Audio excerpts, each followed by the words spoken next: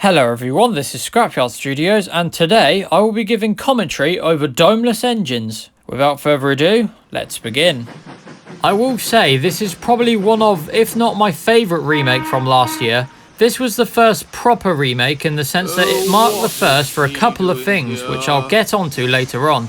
Also, with Willie Rushton's recordings, I like to try and match up the footage with the audio, and I think I did pretty well with this one. I also wanted to represent the Railway Society with yellow figures. I don't know why, it just seemed to fit.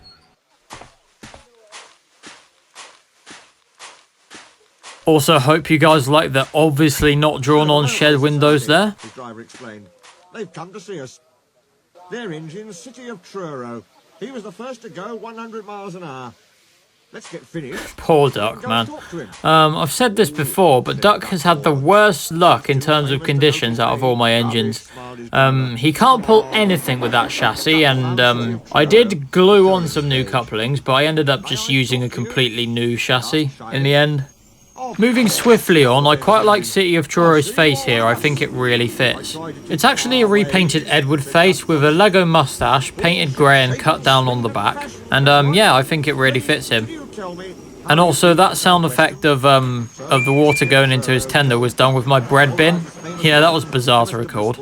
More than 50 years ago. They were soon firm friends. Also, looking back, it is kind of cool that I repeated the same shot pattern as Gordon Goes Foreign. And once again, Gordon has different eyebrows from last time. Classic. They do look better though, I will admit. While I do like filming the sheds outside for, again, authenticity purposes, it can get quite stressful because, of course, it can't rain because it will fuck up the stickers on the track.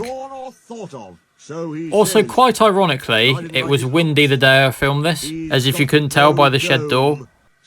If I had the cross Gordon face when filming this bit, I would have definitely used it, but at the time of filming I didn't have a spare Gordon at hand.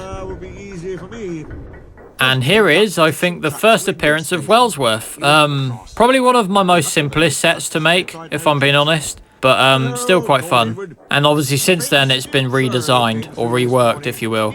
And yeah, I've sort of redesigned it to have Edward's siding go behind the building of Wellsworth, like in the books.